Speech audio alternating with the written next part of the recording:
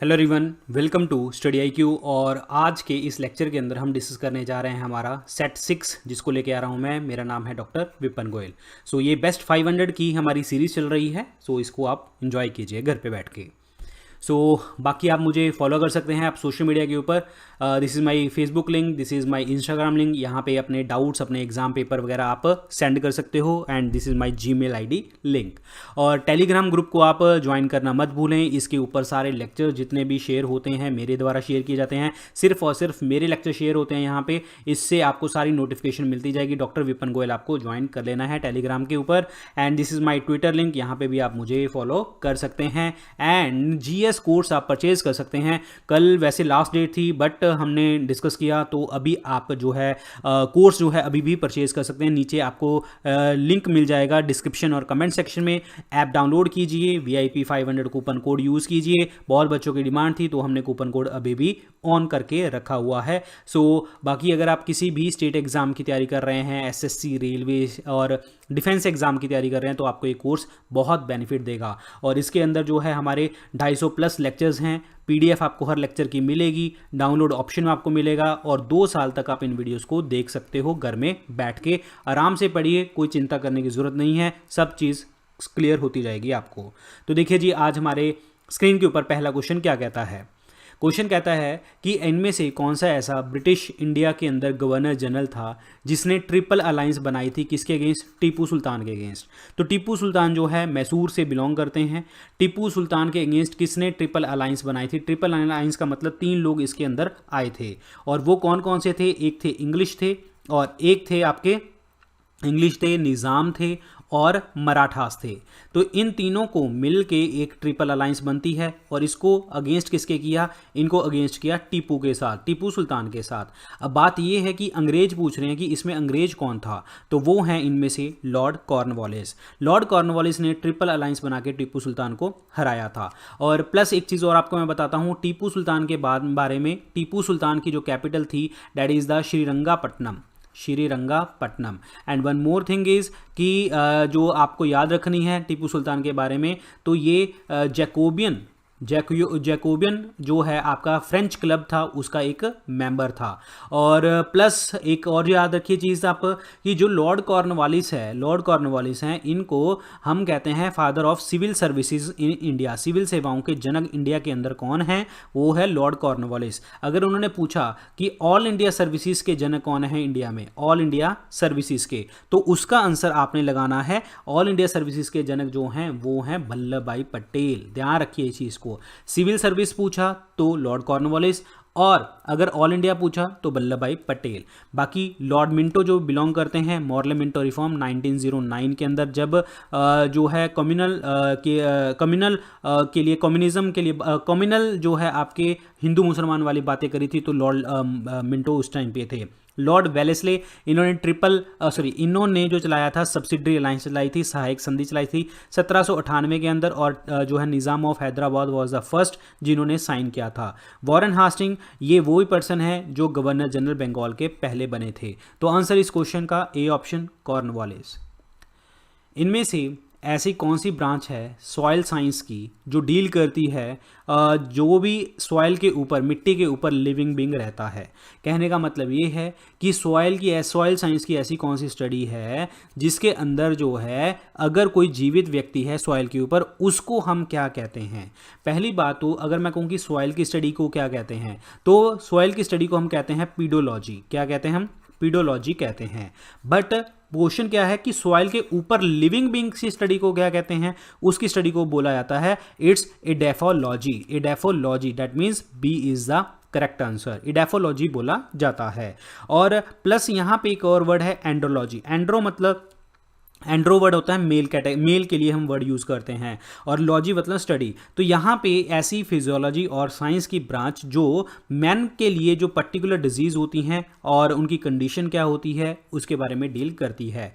Agrobiology, agro मतलब agriculture, biology मतलब living being की स्टडी को। एग्रोबायोलॉजी का मतलब ये है कि ऐसी सॉइल साइंस जो प्लांट न्यूट्रिशन, प्लांट के न्यूट्रिशन के लिए और प्लस क्रॉप के प्रोडक्शन के लिए, क्रॉप की इतनी प्रोडक्शन हो रही है उसकी स्टडी को हम कहते हैं एग्रोबायोलॉजी।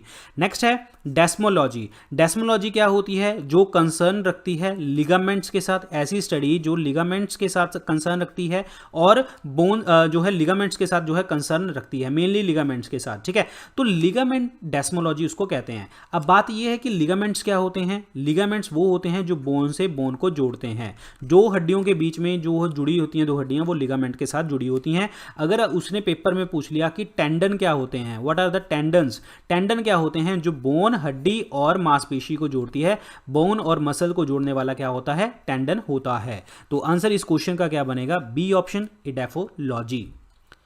नेक्स्ट है who commanded the Maratha army in the third battle of Panipat. तीसरी बैटल जो हुई थी पानीपत की, तो मराठा आर्मी के अंदर उसको कमांड किसने किया था?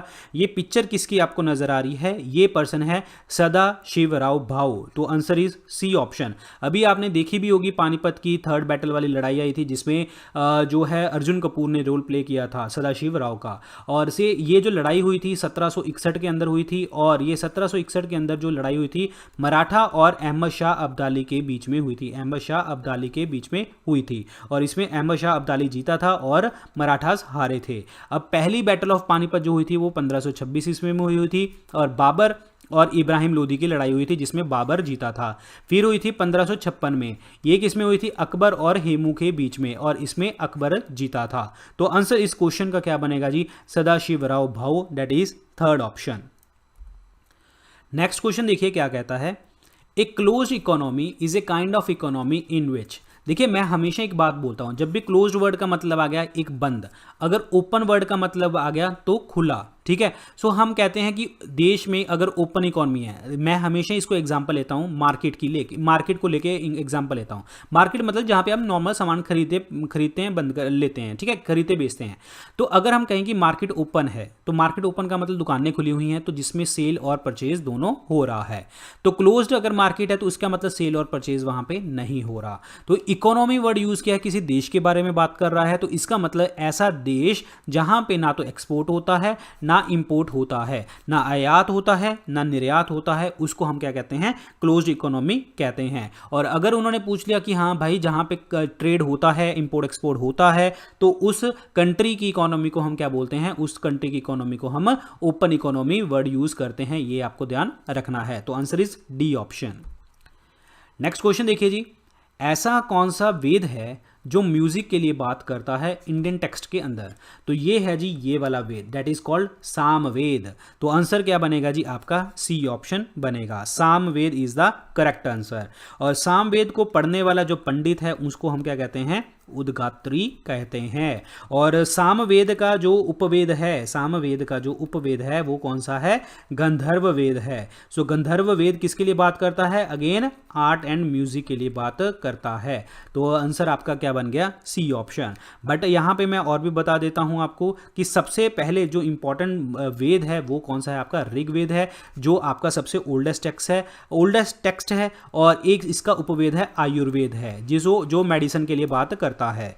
और नेक्स्ट इसके अंदर ऑप्शन में देखिए जैसे यजुर्वेद है। यजुर्वेद किसके लिए बात करता है? सैक्रिफाइसेस के लिए बात करता है, सैक्रिफाइसेस के लिए। और प्लस इसका जो उपवेद है वो कौन सा है? धनुर्वेद है, धनुष्बाण, ठीक है, धनुर्वेद। ये भी किसके लिए बात करेगा? वॉरफेयर के लिए बात करेगा। और नेक्स्ट है इसके अंदर अथर्ववेद। अथर्ववेद किसके लिए है? मैजिकल फॉर्मूला, मैजिकल जो जितने भी आपके टूना माना जिसे आप कहते हैं, काला जादू वगैरह कहते हैं, वो होता है अथर्ववेद के अंदर।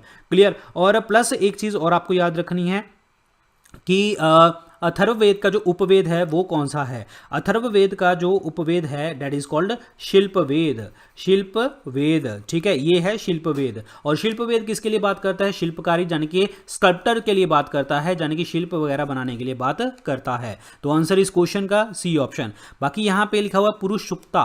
सो पुरुषुक्ता मंडल कहते हैं, एक पुरुषुक्ता मंडल जो है ऋग्वेद के अंदर है। 10th चैप्टर जो है आपका पुरुषुक्ता मंडल है, जिसमें कास्ट सिस्टम के बारे में बात करी हुई है, ब्राह्मण, क्षत्रिय, वैश्य, शूद्र के बारे में बात करी हुई है। तो आंसर इस क्वेश्चन का अगेन सी ऑप्शन बनेगा। नेक्स्ट है फ्रीक्वेंसी इस बारंबारता, और इसको आवर्ती कहते हैं हिंदी में, आवर्ती, ठीक है, ये भी आपको याद रखना है।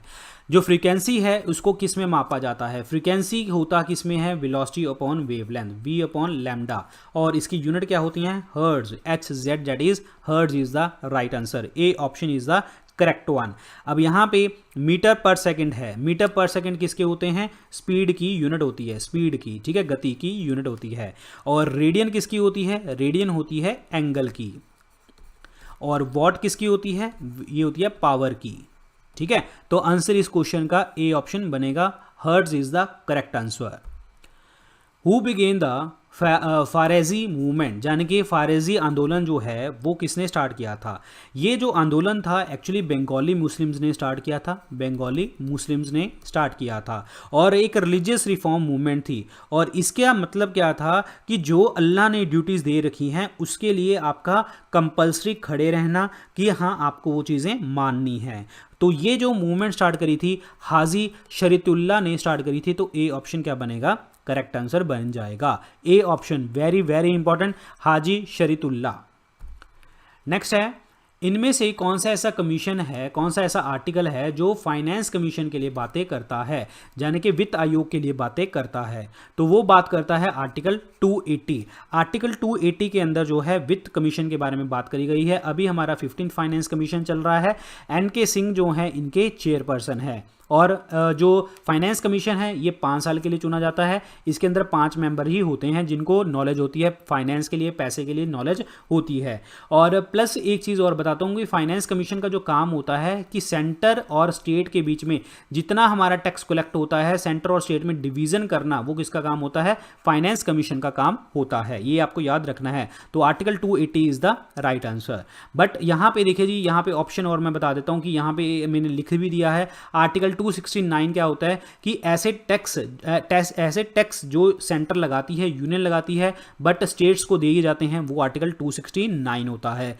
268 का मतलब क्या होता है कि ऐसे टैक्स जो आपकी ड्यूटीज जो हैं यूनियन द्वारा लगाई जाती हैं, सेंटर द्वारा लगाई जाती हैं, बट उसको कलेक्ट करने वाला जो है, अप्रोप्रिएट करने वाला कौन होता है? वो स्टेट्स होती हैं। आर्टिकल 265 क्या कहता है? आर्टिकल 265 ये कहता है कि कोई भी टैक्स ना तो लगाया जाएगा ना कलेक्ट किया जाएगा except by the authority of the law के बिना जो है ये चीजें कभी भी नहीं लगेंगी, आर्टिकल 265 कहता है।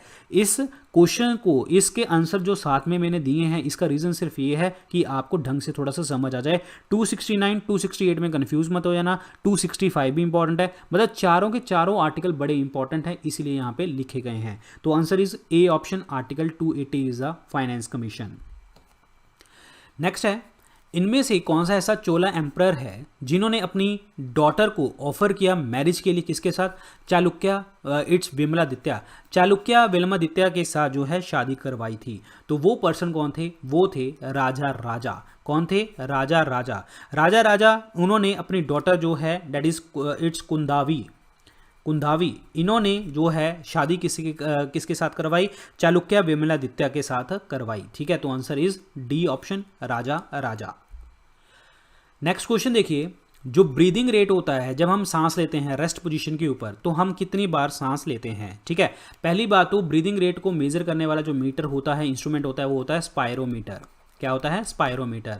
और हमारी जो लंग्स हैं ये आपका गैसेस एक्सचेंज करते हैं, ये है जी लंग्स। और एक्चुअली लंग्स के अंदर कौन सा पार्ट होता है? एल्वेलाई जो है एक्सचेंज करती हैं गैस को। और हमारा जो नॉर्मल होता है 15 से 18 जो होता है, 15 से 18 बार आप 1 मिनट में सांस ले लेते हैं। अब आपको एक चीज़ और पता होनी चाहिए कि जो ये लंग्स हैं इनकी जो आउटर लेयर है ना, ये वाली, ये आउटर लेयर है, इसको हम क्या कहते हैं? ये भी क्वेश्चन बहुत बार पेपर में पूछा जाता है। इसको हम कहते हैं प्लूरल मेम्ब्रेन। इसको क्या कहते हैं हम? प्लूरल मेम्ब्रेन भी कहा जाता है। This is very very important. और डायफ्राम है ये वाला जो हमारे ऊपर चेस्ट वाले हिस्से को और एब्डोमेन वाले हिस्से को अलग कर देता है। तो answer is B option, that is 15 to 18 times. कौन सा इनमें से ऐसा वॉइसरॉय है जिसने विक्टोरिया मेमोरियल कोलकाता में बनाने के लिए जो है सजेशन दी थी? बोला गया था कि आप जो है विक्टोरिया मेमोरियल बनाइए। तो अब मैं आपको बताता हूं कि जो विक्टोरिया मेमोरियल है ये हमारा बहुत बड़ी लार्ज मार्बल बिल्डिंग है। कहाँ पे? कोलकाता के अंदर, वेस्ट बंगाल के अंदर। और ये जो क्वीन जो है कौन से वाइसरॉय ने बोला जो है बोला था, ये बोल रहे हैं क्वीन विक्टोरिया की याद में बनाया गया था, ये सबको पता है। और ये बना कब था? 1906 से लेके 1920 के 1 के बीच में। एक्चुअली ये डिसाइड किसने किया था? ये डिसाइड किया था लॉर्ड कर्जन ने। So B, A option is the right answer. अभी अगर हम बात करें तो ये अभी किसके अंडर आता है? तो मिनिस्ट्री ऑफ कल्चर के अंडर आता है, जो अभी हमारे देश में आता है मिनिस्ट्री ऑफ कल्चर के अंडर। और प्लस बात ये है कि ये जो लॉर्ड कर्जन है ये वही पर्सन है जिन्होंने बंगाल पार्टीशन करवाया था 16 अक्टूबर 1905 में। क्लियर, ये भी आपको याद रखना है। लॉर्ड डलहौजी के बारे में याद रखना है, इन्होंने डॉक्ट्राइन ऑफ लैप्स चलाई थी। और ये वही पर्सन है जो लॉर्ड डलहौजी वही पर्सन है जो 1853 में पहली जो ट्रेन चली थी हमारी 34 किलोमीटर की बॉम्बे टू थाने, इन्होंने चलवाई थी। लॉर्ड रिपन जो है इनके टाइम पे आया था फर्स्ट फैक्ट्री एक्ट, पहला फैक्ट्री एक्ट जो है जो बच्चों के लिए आया था, वो फर्स्ट फैक्ट्री एक्ट जो है यहाँ पे देखने को मिला था। और लॉर्ड रिपन को हम बोलते हैं father of local self governance. Local self governance यानी कि स्थानीय सेवाओं के जो जनक हैं वो लॉर्ड रिपन है। लॉर्ड हार्डिंग वो पर्सन है जब हमारा देश जो है जब कोलकाता से दिल्ली कैपिटल शिफ्ट करी जा रही थी, डिसाइड हुआ था 1911 में, लेकिन शिफ्ट कब हुई थी? 1912 में। तब जब डिसाइड किया जा रहा था तो इनके ऊपर बम फेंका गया था, लॉर्ड हार्डिंग के ऊपर। और ये जो बम फेंका था रास बिहारी बोस ने फेंका था, रास बिहारी बोस ने फेंका था। ठीक है, ये भी आपको याद रखना है। तो आंसर इस क्वेश्चन का क्या बनेगा? A option, Lord Curzon. The oldest deciphered script of the Indian सब कॉन्टिनेंट, सबसे पुरानी जो है गुड़ लिपि जो है हमारे देश की कौन सी है? तो वो है जी इसके अंदर लिपि, that is Brahmi. So Brahmi is the right answer. और ब्रह्मी में अशोका की इंस्क्रिप्शन भी लिखी गई हैं। अब मैंने आपको बताया था अशोका की इंस्क्रिप्शन और कौन सी ब्रह्मी के अलावा कौन कौन सी लैंग्वेजेस में लिखी गई है? ग्रीक में लिखी गई है, अरमाइक में लिखी गई है और खारोष्ठी में भी लिखी गई है, खारोष्ठी में भी लिखी गई है। हड़प्पन की तो कोई भी आपकी लैंग्वेजेस नहीं थी, इसको हम बोस्टोफिडोन कहते हैं। और बोस्टोफिडोन का मतलब एक right to left, left to right लिखा गया है। और पिक्टोग्राफिक भी आप इसको कह सकते हो कि हमें पिक्चर से देखने को आपको मिलता है पता। और देवनागरी स्क्रिप्ट हिंदी की है जी। प्राकृत लैंग्वेज जो है, प्राकृतिक लैंग्वेज जो नॉर्मल भाषा, नॉर्मल बातों में बात करते हैं, that is called Prakrit. Clear. और मेनली जो अशोका की इंस्क्रिप्शन है वो प्राकृत लैंग्वेज कह देते हैं, लेकिन उनके अंदर लैंग्वेजेस ये 4 लैंग्वेजेस आती हैं। तो आंसर इस क्वेश्चन का ए ऑप्शन बनेगा, Brahmi is the correct answer, A option. Where is the Tungabhadra sanctuary located? Tungabhadra के साथ हमारे दिमाग में एक आता है जी, कहाँ पे? कर्नाटक में होगी। ठीक है, तो आंसर क्या बनेगा? सी ऑप्शन सीधा। अब तुंगभद्रा रिवर के किनारे एक किंगडम थी जिसे आप विजयनगर एम्पायर कहते थे, विजयनगर किंगडम कहते थे, जिसे आजकल हम किस नाम से जानते हैं? हम्पी के नाम से जानते हैं। ये आपको पता होना चाहिए। हरिहर और बुक्का ने स्टार्ट किया था। बट यहाँ पे कर्नाटक में आपको और भी सेंचुरीज मिल जाएंगी। कौन कौन सी? जैसे घटप्रभा है, बहुत इंपॉर्टेंट है घटप्रभा। और एक बर्ड सेंचुरी है यहाँ पे, रंगन थीटू, रंगन थीटू, थीटू बर्ड सेंचुरी। ठीक है, रंगन थीटू बर्ड सेंचुरी यहाँ पे देखने को मिलती है। Someshwar Someshwara wild life sanctuary भी यहाँ पे देखने को आपको मिलती है। बाकी जो ऑप्शन है जैसे एमपी है, सो एमपी में गांधी सागर, गांधी सागर सेंचुरी, गांधी सागर सेंचुरी देखने को मिलती है। क्लियर। और केन घड़ियाल देखने को मिलती है, केन घड़ियाल सेंचुरी देखने को मिलती है, ये याद रखना। और यूपी के अंदर अगर मैं बात करूं तो यहाँ पे पिलभीत टाइगर रिजर्व है, पिलभीत टाइगर रिजर्व है देखने को मिलता है, बहुत इंपॉर्टेंट है। सुर सरोवर सेंचुरी है यहाँ पे, सुर सरोवर सेंचुरी है यहाँ पे। क्लियर। और वेस्ट बंगाल की अगर हम बात करी जाए तो वेस्ट बंगाल के अंदर जो है Mahananda, Mahananda wild life sanctuary देखने को आपको मिलती है यहाँ पे। ठीक है, ये आपको याद रखना है। तो आंसर इज सी ऑप्शन। ये जो मैंने कर्नाटक के लिए बताया है, Tungabhadra, Ghataprabha, Ranganathittu, Someshwara, these are the very very important questions. तो आंसर इज सी ऑप्शन। इनमें से कौन सी ऐसी जो डिजीज है वो वायरल डिजीज है, यानी कि विषाणुओं से होती है? तो देखिए जी, पहले ऑप्शन के अकॉर्डिंग चलते हैं। बेरी विटामिन B1 की कमी से होती है। था जो है थियामिन इसका नाम होता है विटामिन B1 का, उसकी कमी के कारण। मीजल जो होती है, खसरा, ये होती है जी आपकी वायरल के कारण। ठीक है, और इसका जो वायरस है that is called rubeola virus. ठीक है, याद रखना है। तो आंसर इज बी। और रिकेट्स जो होती है विटामिन D की कमी से होती है, और विटामिन D होता है calcium containing vitamin, sunshine vitamin कहते हैं, और इसमें हड्डियां कमज़ोर होने लग जाती हैं। कैल्सीफिरोल जो है इसका नाम होता है। और सिफिलिस की बात करी जाए तो ये बैक्टीरियल डिजीज होती है ट्रैपोनीमा पैलिडियम के कारण, ट्रैपोनीमा पैलिडियम के कारण देखने को आपको मिलती है। ये सारे चीज़ें आपको याद रखनी है, तो आंसर इज बी ऑप्शन। इनमें से ऐसा कौन सा ऐसा आर्टिकल है, अनुच्छेद है, जब स्पीकर यानी कि लोकसभा के जो स्पीकर होते हैं वो कहते हैं कि अपनी मदर टंग में आप बात कर सकते हैं हाउस के अंदर। ये स्पीकर बताएगा, हमेशा अध्यक्ष बताएगा कि अपनी मदर टंग में, अपनी मातृभाषा में आप बात कर सकते हैं।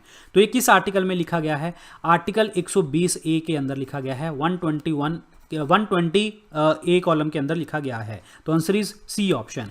आर्टिकल 110 क्या कहता है? मनी बिल के बारे में कहता है। मनी बिल और बिल के अंदर डिफरेंस ये होता है, बिल एक प्रपोजल होता है, मनी बिल में पैसे की बात लिखी होगी। अगर बिल के ऊपर स्पीकर के साइन हो जाएं, किसी भी बिल के ऊपर स्पीकर के साइन हो जाएं तो वो मनी बिल बन जाता है। ये ध्यान रखिए, 14 दिन में पास करने की पावर होती है, राज्यसभा के पास कोई पावर नहीं होती, सारी पावर लोकसभा के पास होती है।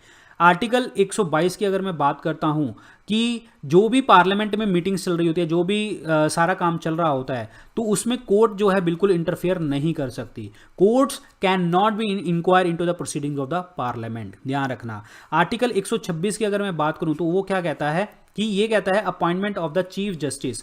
ये चीफ जस्टिस की अपॉइंटमेंट के बारे में कहता है कि अगर चीफ जस्टिस का ऑफिस अगर वेकेंट है या किसी रीजन के कारण एब्सेंट है तो वो किस तरीके से जो दूसरा जज होगा वो इसके काम संभालेगा, वो आर्टिकल 126 में बात आती है। और इस क्वेश्चन का आंसर क्या बनेगा? सी ऑप्शन, आर्टिकल 120 और ए कॉलम, आंसर इज सी। इनमें से कौन सा ऐसा एक्ट है जो बताता है डेयार्की के लिए? डेयार्की के लिए जिसे आप कहते हैं कि जब आपकी डेयार्की वर्ड का मतलब ये होता है कि जब पावर जो है डिवाइड करी जाए, प्रांतों के अंदर पावर डिवाइड कर दी जाए। कहने का मतलब ये है कि हाँ जी, जो दो चीज़ें होंगी, एक ट्रांसफर सब्जेक्ट बनेंगे, एक रिजर्व सब्जेक्ट बनेंगे। रिजर्व सब्जेक्ट क्या होंगे? जिसमें सारा गवर्नर जनरल के पास रहेगा काम, और ट्रांसफर होंगे कि हाँ गवर्नर जनरल उसमें होगा, लेकिन हाँ कुछ पावर आपको दे दी गई है, आप पढ़ सकते हो, सुन सकते हो, लेकिन अल्टीमेटली पावर कहाँ पे चली जाएगी? गवर्नर जनरल के पास चली जाएगी, जो मेन पावर होगी। तो ये किस एक्ट में आया था? तो ये आया था गवर्नमेंट ऑफ इंडिया एक्ट 1919 के अंदर, और ये 10 सालों के लिए बात हुई थी। Answer is C option. और इसका जो है रिफॉर्म आए थे, that is called Montesquieu Chelmsford reform. Montesquieu Chelmsford reform जो थे वो गवर्नमेंट ऑफ इंडिया एक्ट 1919 में आए थे, जिसमें डेयार्की की बात करी गई थी। 1892 का जो एक्ट है इसमें बात करी गई थी 1892 में, that is the indirect elections की बात करी गई थी, अप्रत्यक्ष इलेक्शंस की। 1909 में कम्युनलिज्म के बाद ऊपर बात हुई थी, हिंदू हिंदू को वोट देगा, मुसलमान मुसलमान को, और हिंदू मुसलमान वर्ड जो है 1919 में यूज होने लग गए थे। गवर्नमेंट ऑफ इंडिया एक्ट 1935, 75% हमारा कॉन्स्टिट्यूशन यहाँ से बना हुआ है। 1935 में फेडरल स्ट्रक्चर के ऊपर बात करी गई थी, और जहाँ पे सारी पावर डिवाइड करने की बात करी गई थी। लेकिन इस एक्ट के लिए जवाहरलाल नेहरू जी की एक स्टेटमेंट थी, this act is a new act of slavery. Slavery के लिए नया एक्ट बनाया है, ये बनाया गया था जवाहरलाल नेहरू जी द्वारा। तो आंसर इस क्वेश्चन का सी बन जाएगा, Government of India Act 1919। Next है the Indian Institute of Chemical Technology. Chemical technology के जो इंडियन इंस्टीट्यूट है वो कहाँ पे देखने को आपको मिलता है? तो वो देखने को मिलता है कहाँ पे? हैदराबाद, हैदराबाद इन तेलंगाना। हैदराबाद तेलंगाना के अंदर देखने को मिलता है। और ये किसके अंडर आता है? ये आता है CSIR के अंडर आता है, council for scientific and industrial research के अंडर आता है। तो answer is C option, Hyderabad Telangana. इनमें से कौन सी ऐसी वैक्सीन है जो मीजल्स के लिए यूज होती है, खसरे के लिए यूज की जाती है? तो वो वैक्सीन होती है MMR। इसमें 3 बीमारियां होती हैं, मीजल्स, मम्स और रूबेला। ठीक है, ये डिजीजेस होती हैं। मीजल्स अभी हमने डिस्कस किया था, वायरल डिजीज होती है, रूबेला वायरस के कारण, जिसमें आपके पीठ के ऊपर ऐसे निशान से बनने लग जाते हैं। मम्स होती है पैरोटिड ग्लैंड की, पैरोटिड ग्लैंड की जो है इन्फेक्शन देखने को मिलती है। पैरोटिड ग्लैंड जो है आपकी अगर सूज जाए तो मम्स हो जाता है। रूबेला वायरस जो है आपका अगर किसी को जो आई मीन टू से डेट इज रूबेला, ठीक है, बस आपको याद रखना है। जो मेरे दिमाग में चल रहा था वो रेबीज चल रहा था, ठीक है। रेबीज अलग चीज़ होती है, रेबीज होता है हाइड्रोफोबिया, जो अगर किसी कुत्ते को रेबीज हो रखा है और आपको काट दे तो आपको भी रेबीज हो जाती है, हाइड्रोफोबिया हो जाता है। तो यहाँ पे क्या है? मीजल मम्स रूबेला MMR की वैक्सीन है। तो आंसर इज डी ऑप्शन। इनमें से कौन सा ऐसा माइक्रो ऑर्गेनिज्म है जो डाइसेंट्री करता है? अब डायसेंट्री का मतलब क्या होता है? डायसेंट्री का मतलब होता है कि जब आपको फीवर हो रहा हो और आपकी जो है डिफिकेशन जो है आपकी बॉडी से जो है वेस्ट प्रोडक्ट बाहर ना निकल रहे हों, और ये जो होता है ये किसके कारण होता है? शीजेला के कारण होता है। तो बी ऑप्शन क्या बनेगा? राइट आंसर बन जाएगा शीजेला। अब साल्मोनेला, अगर मैं साल्मोनेला टाइफी लिख दूं तो ये क्या कर देता है? टाइफॉइड कर देता है। और प्लस ये एक चीज़ और आपको बताता हूँ, टाइफॉइड के लिए एक टेस्ट होता है that is called Widal test, ये आपको पता होना चाहिए। और लेशमेनिया डोनोवेनी ये एक पैरासाइट होता है। अगर ये हो जाए ये सैंड फ्लाई के कारण होता है, ठीक है, sand fly is the career.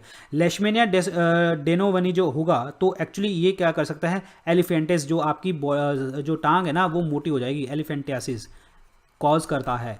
और प्लाज्मोडियम की अगर मैं बात करूं तो ये जितना भी मलेरिया का रोग होता है वो प्लाज्मोडियम बैक्टीरिया जो मच्छर के कारण होता है। और फीमेल एनोफ्लीज जो है वो फैलाता है इसके अंदर। और मलेरिया के अंदर जो है रेड ब्लड सेल, आरबीसी और लीवर के ऊपर सबसे ज़्यादा इफेक्ट पड़ता है, आरबीसी और लीवर के ऊपर। तो आंसर इस क्वेश्चन का क्या बनेगा जी? आपका बी ऑप्शन शीजेला। पेप्टाइड बॉन्ड जो होते हैं वो किस में बनते हैं? So this is called peptide bond, ठीक है। पेप्टाइड बॉन्ड किस में बनता है जी? यहाँ पे कोई एक चेन बनाई हुई है, this is called hydroxyl group and this is called amino group. Amino group और जो है हाइड्रोक्साइल ग्रुप के अंदर हमेशा बनता है, क्योंकि पानी तो बाहर निकल गया, ठीक है। सो इसका मतलब अमीनो ग्रुप और कार्बोक्साइल ग्रुप के अंदर ये हमेशा देखने को आपको मिलता है, कार्बोक्साइल ग्रुप और अमीनो ग्रुप के अंदर, ठीक है। ये आंसर क्या बन गया जी? आपका C option, it's called carboxy, ठीक है। मैंने बोल दिया था हाइड्रोक्सी, तो ये क्योंकि कार्बन लगा हुआ है इसमें, यहाँ पे भी कार्बन लगा हुआ है। अमीनो ग्रुप और carboxyl group, answer is C option is the correct statement, C option. इनमें से ऐसी कौन सी नोडल सेंट्रल एजेंसी है जो आपके वीट और पैडी के लिए सपोर्ट प्राइस स्कीम को जो है डिसाइड करती है? वो हमेशा स्कीम होती है कौन सी? एफसीआई। एफसीआई डिसाइड करती है, food corporation of India, clear. अब एमएसपी होता क्या है? पहले तो मिनिमम सपोर्ट प्राइस होता क्या है? मिनिमम सपोर्ट प्राइस का मतलब ये होता है कि अगर आपकी कोई भी क्रॉप है, अगर क्रॉप खराब हो जाए, ठीक है, किसी कारणवश खराब हो जाए, तो सरकार उस रेट के ऊपर आपकी क्रॉप को वो खरीद लेगी।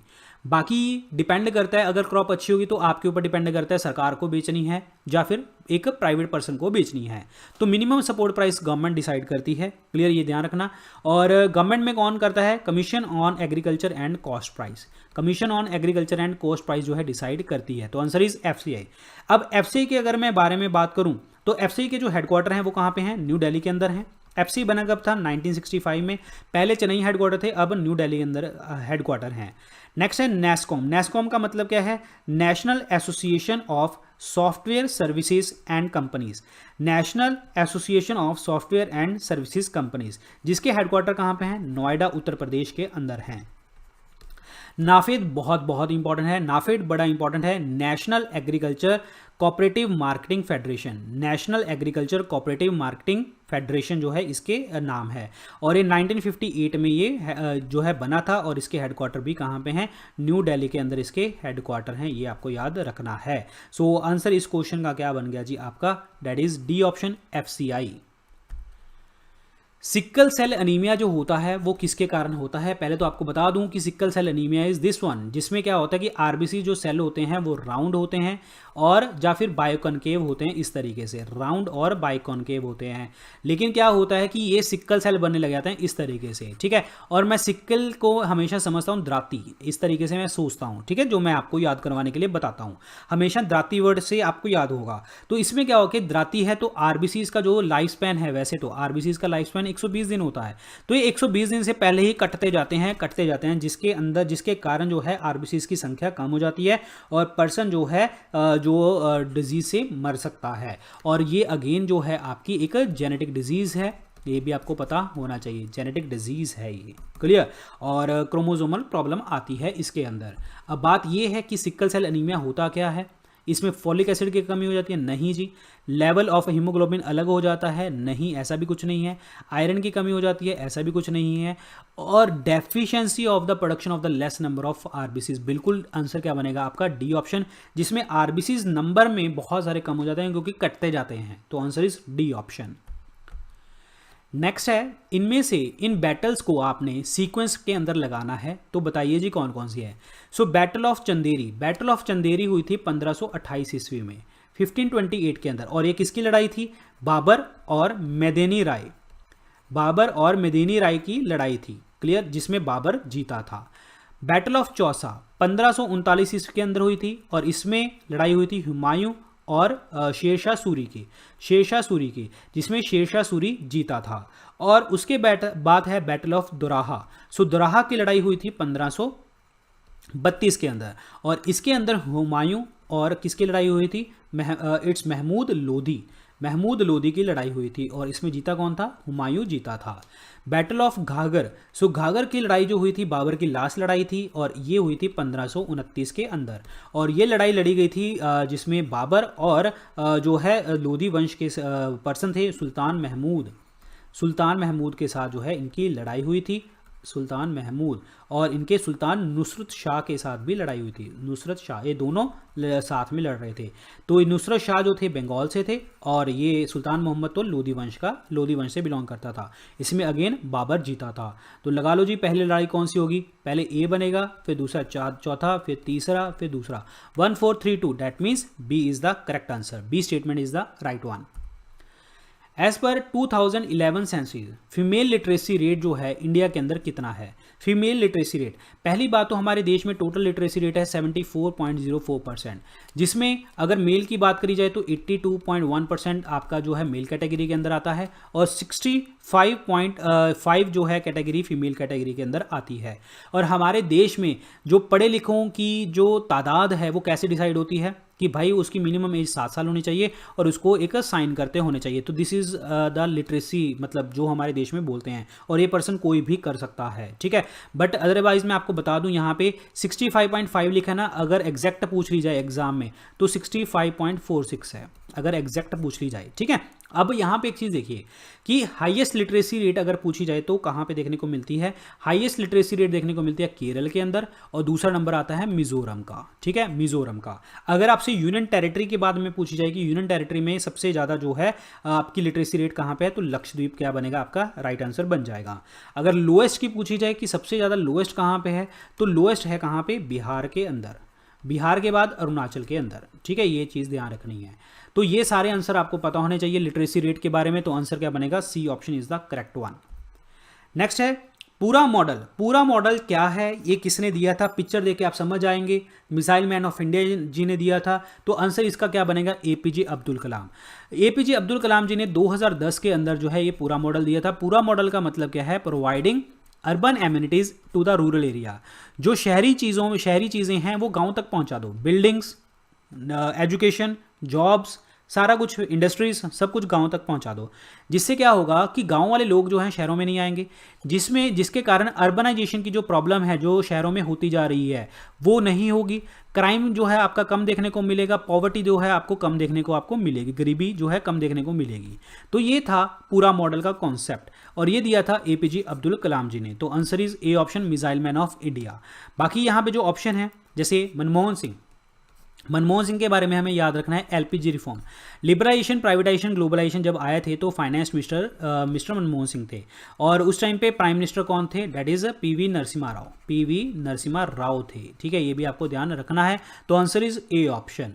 अब ये थे आज के लेक्चर के अंदर क्वेश्चन। बाकी आप मेरा जीएस कोर्स परचेज कर सकते हैं जिसका लिंक नीचे डिस्क्रिप्शन और कमेंट सेक्शन में मिल जाएगा। आपको कोड यूज करना है ये वाला। अगर आप किसी SSC exam, railway, state exam, defence exam की तैयारी करते हैं तो ये आपको बेनिफिट देगा और जिसका लिंक नीचे डिस्क्रिप्शन और कमेंट सेक्शन में मिल जाएगा। टेलीग्राम ग्रुप को आज ज्वाइन कर लीजिए। सारे लेक्चर जो है यहाँ पे शेयर किए जाते हैं। Doctor Vipin Goyal is the name जो आपको ये ढूंढना है और इसके साथ ज्वाइन कर लीजिए। सारे लेक्चर यहाँ पे शेयर हो जाएंगे। बाकी आप मुझे फेसबुक और इंस्टाग्राम के ऊपर भी फॉलो कर सकते हैं। This is my Gmail ID link, यहाँ पे अपने डाउट्स वगैरह सेंड कर सकते हैं और this is my Twitter link, यहां पे भी फॉलो कर सकते हैं। So thank you so much guys, all the very best for your exam.